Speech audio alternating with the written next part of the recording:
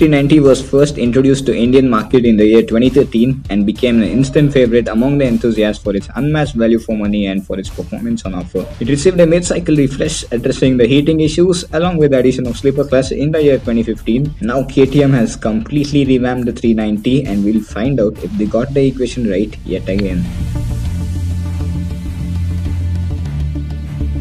And now the Duke 390 looks similar to the 1290R with a sharper tank shroud surrounding the reshaped fuel tank, with adjustable levers, with the 5-inch fully colored TFT instrument console and a sleeker tail, along with the consciously sculpted 20 LED units headlamp. It all adds up to the big bike feel of this motorcycle.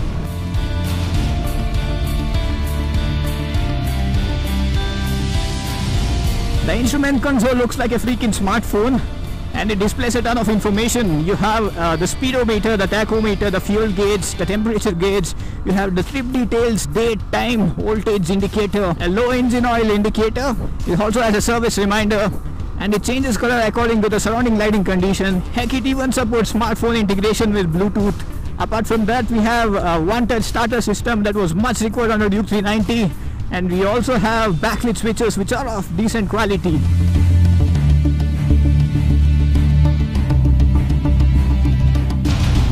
Now coming to the heart of the matter, the KTM Duke 390 is powered by a 4-stroke fuel-injected liquid-cooled 4-valve DOHC motor which displaces about 373.5 cc and makes 44 bhp of power and 37 Nm of torque. Well, the engine on the KTM Duke 390 was and continues to remain a stonker of a motor.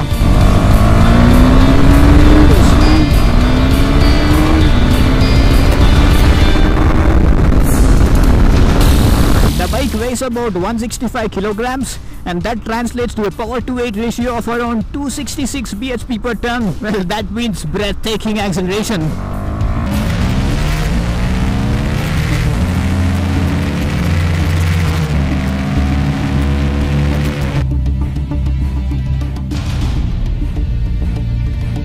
The explosive power delivery of the KTM Duke 390 is very addictive, but it's kind of tame now with a good amount of refinement.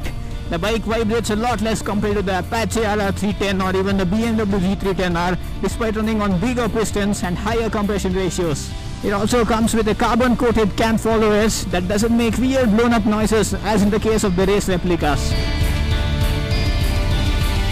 For a bike that goes so fast, you need good amount of stopping power, and that's exactly what this bike delivers.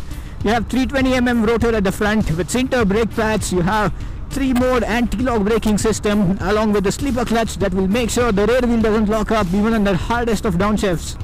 All the system works in conjunction to deliver terrific braking performance, and I have no complaint about it.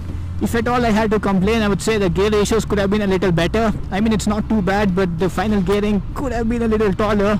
That would help the bike cruise comfortably at higher speeds.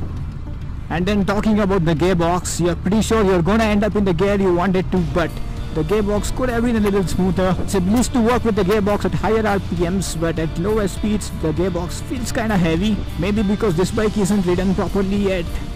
It will get smoothened out later.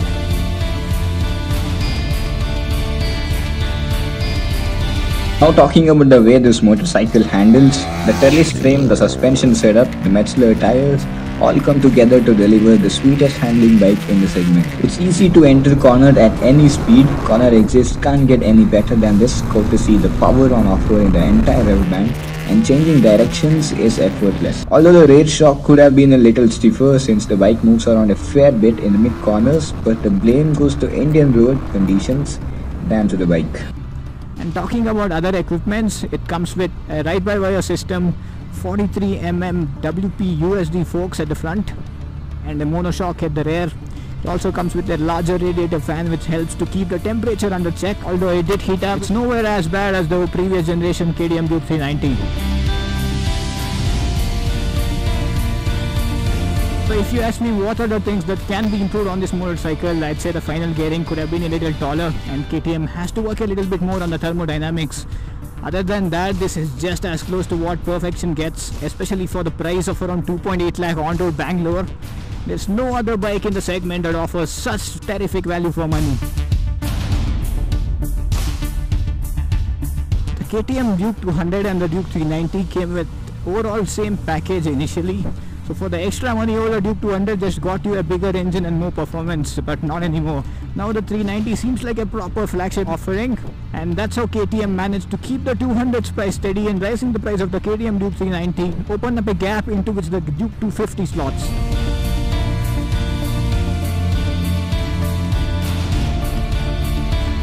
The only thing that still bugs me is the Ninja. For just around 60,000 rupees more, you have the Kawasaki Ninja 300, which, as you all know, is a phenomenal motorcycle. So if I had to get one, I think I would go with the Japanese.